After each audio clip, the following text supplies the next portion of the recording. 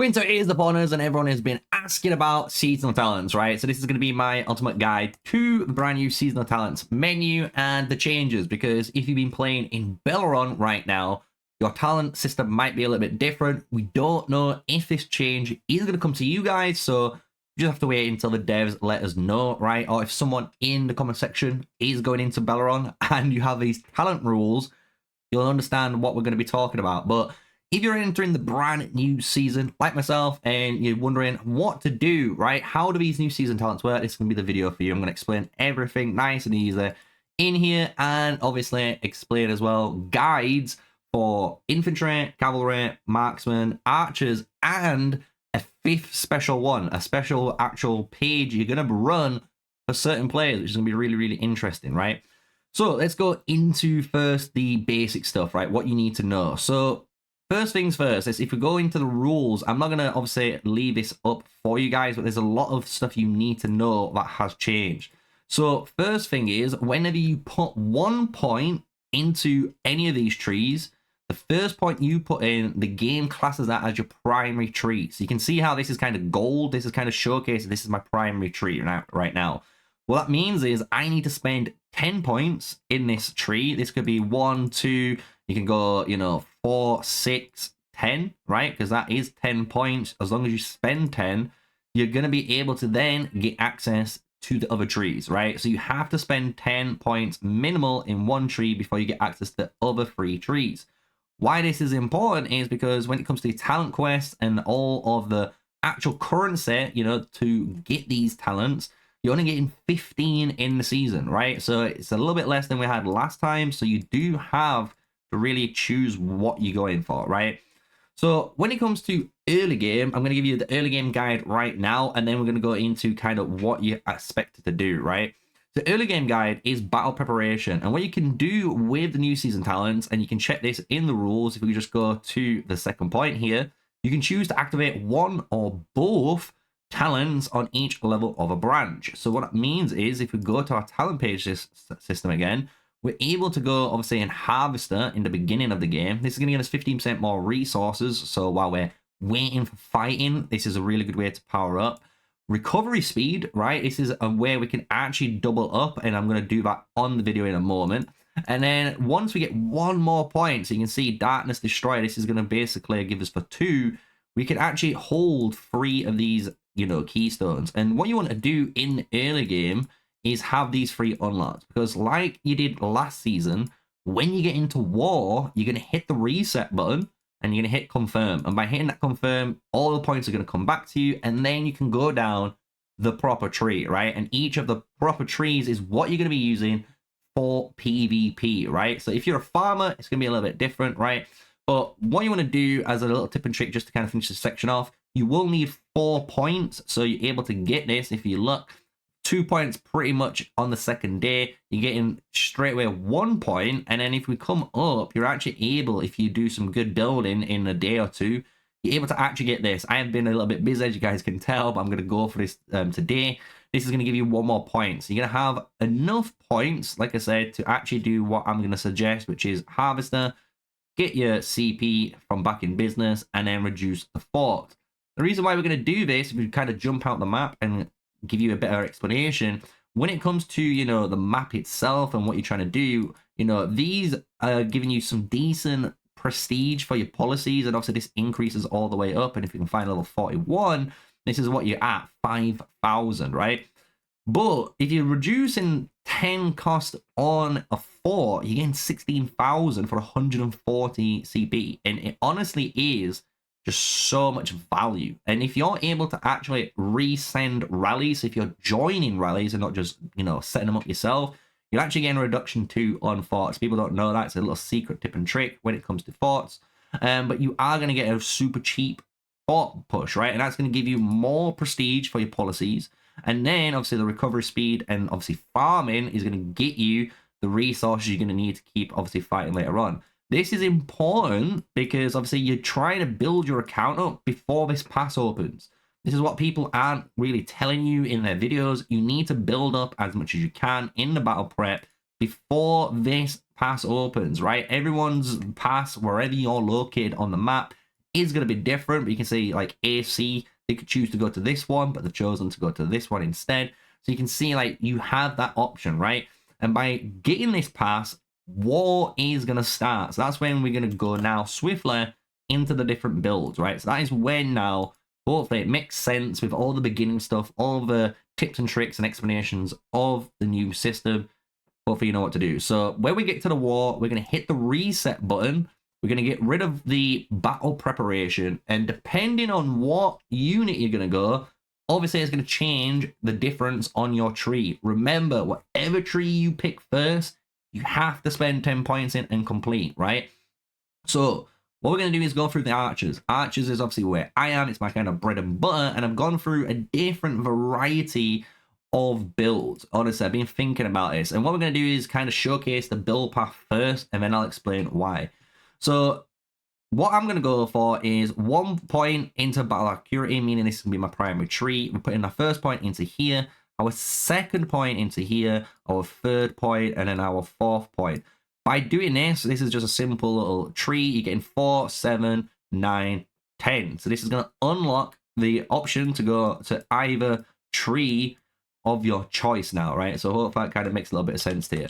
So once we've got this, what I am going to purposely do on my account is you can, because you can take, remember, 2 stones in the same tree. Once I've completed this 1, 2, 3, 4, and 5, I'm actually going to go for this one, giving the 10% march speed, meaning I've got 3 points left over. And with those 3 points, I have a choice. I am going to test for you guys how good it is. But I'm going to go down the field morale route and take these 2 options. So this is going to basically, if I actually put it in right, this will be 6 and this will be the 7th, right? And by doing that and showcasing this, you can screenshot this build. This is going to be for, I'll just write it up, like archers, right? So we can do it all live. You know, we're having a bit of fun together on this guide. So this is for archers. If you're going to play archers, this is the guild build I would recommend if you want raw damage, the best damage possible. There is some alternate choices you can go for. So what I will talk about is those alternate choices first. So you saw in this tree in the field morale, we went down Furious Counterattack and Burning Rage. The reason why we're going down these 2 routes is I do believe army groups are going to be pretty strong in this game, especially in this meta right now. So if you just send your infantry with this on, you're going to get 5% more counterattack damage. It's just free damage. But I understand if you want to, you can take this one. It's all right. You're going to get 10% more, but it's only 100k merits per week. You'll realize this goes really, really quick. Honestly, this honestly will be done within a couple of days of fighting. It's not worth it. While you can get way better trades, in my opinion, by just sending your infantry in an army group, not worrying about it because someone else will be controlling it for you. And, you know, you're kicking off. Then we're going to go for the Burning Rage, right? This is 3% more normal attack damage. It's kind of self-explanatory. It makes more sense to me over the keeps if you're playing for open field, so why not? Going down to actually the main tree now, we've gone for merit accumulation. We keep our retention, meaning every week reset on the week, right? We don't lose down to 100k. Now we're going to increase that limit by 200,000. So that is 300k every week on the reset, so it's going to be easier to buy a lot of our stuff. You'll notice I went down this path. I like this path because obviously this is reduced a range on our damage. We're getting that extra attack and no brainer, the long range warfare for our marksmen, so we're at the same range as the mages. If you're wondering why we're taking this right now, yes, you're losing 20% less base attack, but you'll realize the trade-off is you're gaining the best positioning possible. And yes, you're in the same range as the mages, but guess what? You might not get attacked as often as you think. And by doing that, you're actually having the ability and increasing the chance of your archers surviving a lot longer in the open field. So you get a lot better merit reports in that aspect. So it's really, really good. If you didn't want to go down the field of morale, and I'm going to mention this now because it will be in some of the other trees, you can go down, instead of taking 1 point and then obviously Burning Rage, so that's 3 points, you can go down Glory Bound, and I will say you should take the logistical support, right? This is just resource healing. You'll notice through the policies, when that policy guide comes out, there is a ton of resource healing reduction in it. So you might as well try and maximize on it even more. And to be honest, reducing that resource cost is going to allow you to have more troops on the field. And I think that is going to be a lot more beneficial in the long run than having this 5% attack bonus after 5 seconds in combat with melee legions, right? So it's just not really good because it is what it is. Let's just say that is just what it is, right? So that was the archers. Archers all covered. What we're going to do is talk about the mages, and then we'll go into the infantry and cavalry because it makes a bit more sense keeping the range together and going out. Mages have a couple of options, I'll be honest.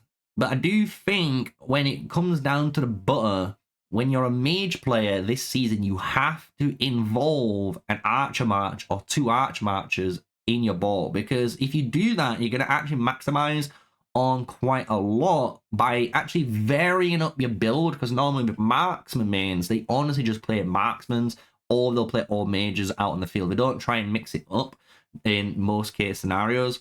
But when it comes to the mages, what I would recommend, same thing, battle accuracy. We can go down here and go 1. We're going to go 2 and get the actual legion march speed. It's going to be more beneficial for the, obviously, people coming in and out of fights. And then, obviously, 3, and we're still going to go 4 on the longer range warfare. And like I said, by taking that longer range warfare with mage players, I know it sounds crazy, but you're going to be able to have, like, your Lilia and, say, Thea, Bert Toha, right? You can have that march set up with, like, an Indis Tara mage support. Then you could run a Magze now, which you might have already been doing, but with archers. And the fact that you're running it with archers and you've got the longer range warfare, it's going to be at the same range as your mages. It's going to be really easy to use. And now you're getting all the extra buffs that you were missing out from your Magze that you might have got if she's like 5551, or even if your Zeta is like 5515. You're going to get all of those stats. Guess what? You're getting everything now if she's 5 all the way across the board. So really, really good actual talent. It's going to make it a lot more sense, I think, for you guys. But when it comes to the next page, again, if you choose to, you can change the mage tree in 2 ways. And I'll show you the first way. This is the one I would personally run, where you're still going to go down the field morale route. We're going to grab this little beautiful one here. You could choose to get the normal attack damage on the field, but I personally wouldn't. What I would go for, because I'm a mage player, is I would kind of play to the strength of knowing mages in keeps are actually really powerful. So actually put in your next point over here. So let me actually write these in, right? So that's 5, 6. So if you get the keep now, all of your AoE, your Bert Tohas and stuff that people run in keeps, they're going to do some insane damage now. So I actually do like this aspect. It's a little bit of a different playstyle. Some people might not like it. It's fair enough if you don't. But by doing this, it's actually a payoff. And I've been talking about it and listening as well to guns. And I actually really like the thought process of Exemplar. So what we'll talk about mainly is the Exemplar, because that's what's going to be, I think, the bread and butter in the mage tree. And I think mage players might swap stuff out, meaning they might not go longer range warfare, but they might take this skill here instead, right? And that's what the next tree later down the line, the 5th one, is going to be more talking about. So I don't want to overboard you with info, right? But this is the mage one. So if I just write down mages for you guys in really bad mouse writing, boom, you can take a screenshot for it. That's what I would recommend for the mage tree. The reason now why am I taking all of these points, right, for the mages? The main thing which is really good, we've already kind of touched on the long range warfare, right? It makes sense with mixing a bit of archers with your mage setup and the support setup of Indis and Tara. What is the actual payoff is the Exemplar buff. This is a really good buff that you can put onto your march and all of the other surrounding marches around you, right? It's a 10% attack buff for 15 minutes. This is kind of crazy. It doesn't apply in, obviously, rallies or garrisons, which is fine because you're going to be using it for an open field.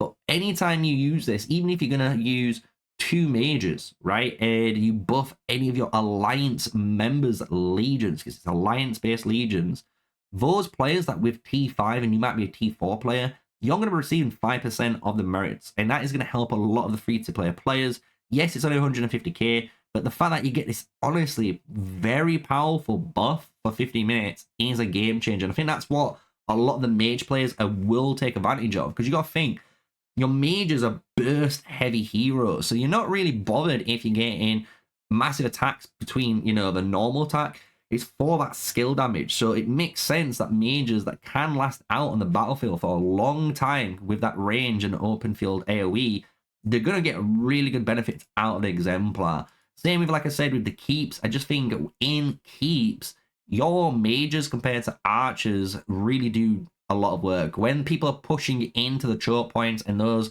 AoE mages get to just go to town for free, it's kind of scary, those reports that they get over a long period. So I do like this option. I wouldn't go for the burning range unless you really wanted to. If you wanted that damage, I honestly think this would be more beneficial for your account.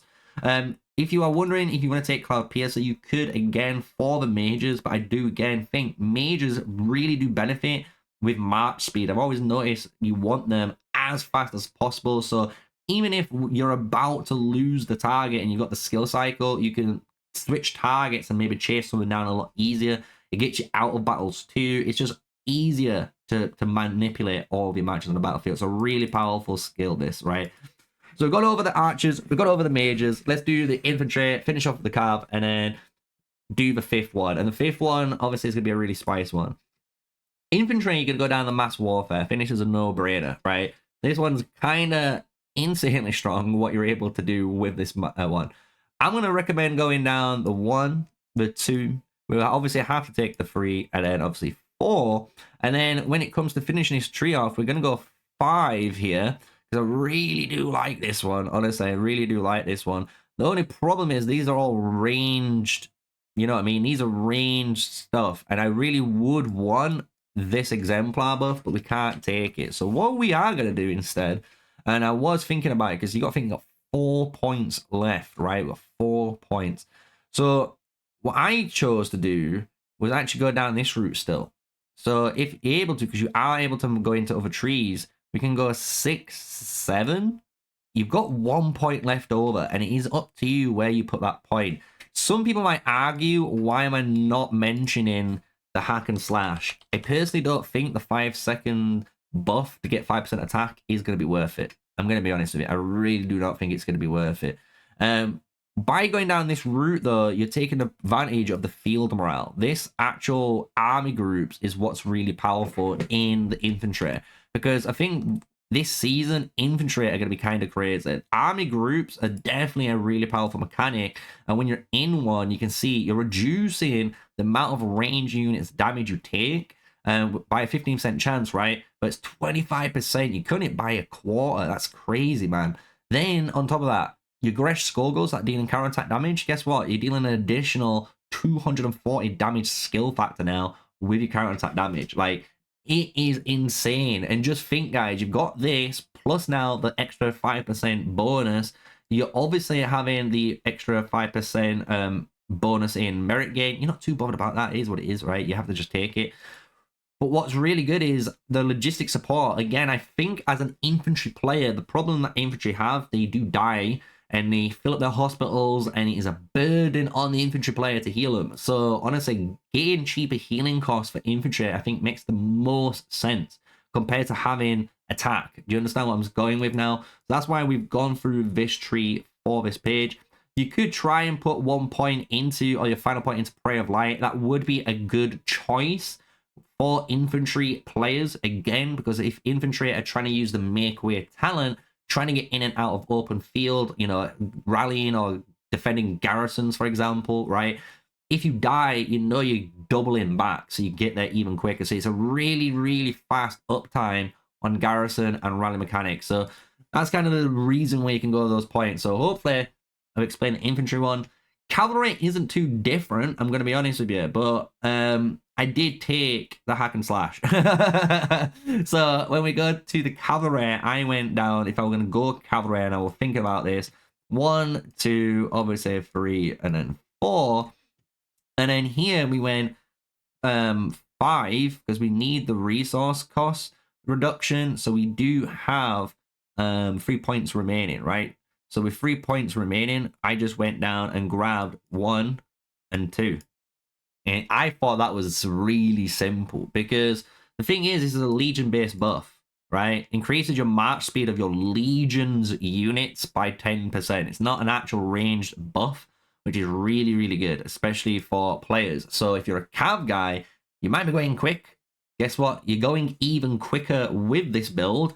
And on top of all of that goodness that you know, what we just kind of mentioned, you're gaining that final buff, the Thundering Stampede, right? This is giving you that 40% less damage when you're unyielding rush to the target.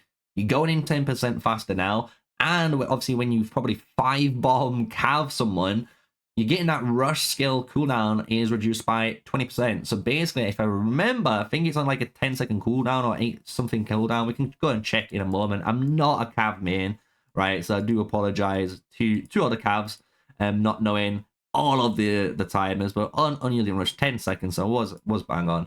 So you got to think it is reducing that time by 20%, so it's going to make an 8-second time, right? So if you think about a turn for a cavalry player, you're going to charge in, reduce damage, faster obviously on the march speed here. You've got the attack as well, so on the first turn you've got an extra 1% attack, second turn damage apply, third turn the deputy now goes, so then you've got 3% attack on that bonus. You all deal the damage, hopefully you melt the person, and basically you should be waiting on average 2 to 4 seconds, I'm gonna suggest. And then in 2 to 4 seconds, guess what? You can Thundering Stampede again. So really, really cool builds there. That's for all of the units. Obviously, I want to hear your thoughts down in the comment section below on what you're going to be running. But I do have one more build I want to talk about and finish off this video, because I do believe there's one more very, very scary thing, which is to do with army groups and exemplars, right? And this is maybe used for, again, infantry mains, infantry and cavalry mains that might not be open fielding, but trying to run army groups. I think you have your own tree, and that's what's really cool about this. So far, everyone's gone down each unit, right? Like I have. I've told you what I would run on the archers, mages, infantry, and cavalry, but there is a new mechanic, and the exemplar mechanic is really powerful when you're bunching up units together, especially when you get the warriors edition. So what I'm going to be thinking is, why not go down it for the first route? And that's what this one's going to be. We're going to go down Furious Counterattack. We're going to have to take Burning Rage because it makes the most sense for, obviously, whatever we're running. It's a Legion-based damage skill. We're not really going to be using keeps because we're an army group, right?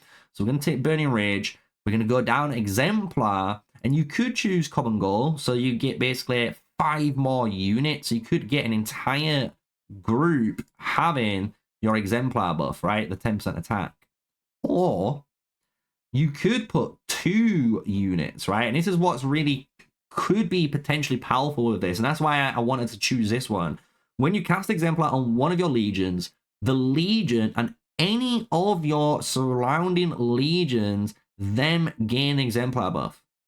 So basically what this means is, all 5 of your surrounding friendly legions could all gain that exemplar buff at the same time. And if they've got the exemplar buff, you've got to remember, 5 surrounding legions gain 10% attack. So now imagine you've got multiple players, all with the exemplar buff now, for 15 minutes in separate army groups, and you're able to buff 10 plus players, 20 plus, 30 plus players, all because you're actually giving multiple exemplars instead of trying to just get 10 solid units.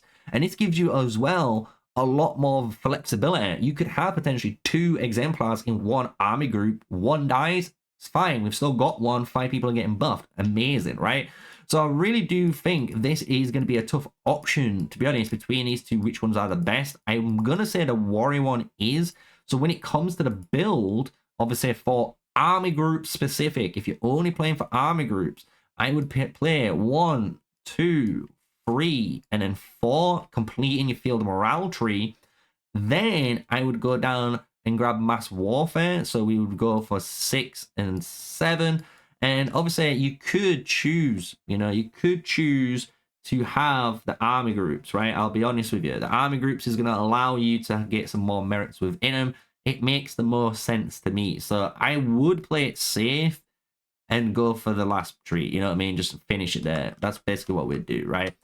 So I hope you guys have enjoyed the video. This has been me, MrSneakyy, speaking about the season talents, all the different ones, and what you can do, right? Because you got to remember, you got 10 points to fill out 1 tree, and with 5 points, you can go 1 +2, and then you can go, you know, ding, ding, or you can go 1, 2, and then another one here. You know what I mean? You can do quite a lot of interesting things. So want to know your thoughts down below, what you think about the season talents. What are you going to be running? And to finish off the video, I'm going to obviously showcase the rules for you guys, just so you can obviously see the rules and go over what I've kind of gone over in this video for you. You can pause them at any point. You can check out the rules yourself. You just press the I in game, right? But just to prove one thing, here we go. We're going to activate this and hit yes, right? So this is basically giving me 15% now resource and all points, and I'm getting that 5% CP recovery. Once I've done the building, I'm going to get the Darkling one. So again, I can farm up a ton of resources as much as I can for my account, and then I'm going to hit the reset button, and then I'll be going down the battle acuity tree, right? So hope this has helped you guys. Hopefully the beginning section obviously taught you everything you need to know, and then you've had a good amount of ideas on 5 different trees you can run, because honestly, I do think army groups are going to be very, very powerful. How powerful they're going to be, I don't know, but it's going to be an interesting one, right? So if you enjoyed this video, smash like, comment, subscribe. Until the next one, stay safe, stay sneaky. Peace out.